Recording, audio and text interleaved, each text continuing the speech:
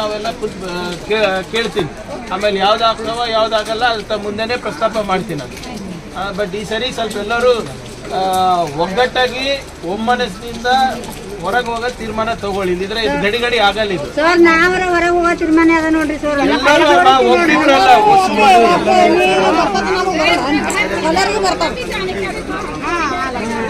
ಮೇಲ್ಗಡೆದವ್ರಿಗೆ ಹೋಗಲ್ಲ ಅಲ್ಲಿ ತನಕ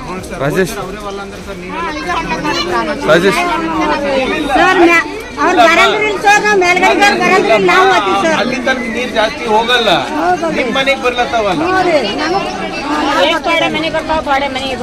ಆಯ್ತು, ಎಷ್ಟ್ ಜನ ಬರ್ಲಿಕ್ಕೆ ಅಷ್ಟ್ ಜನ ಮಾಡ್ಕೊಳ್ರಿ.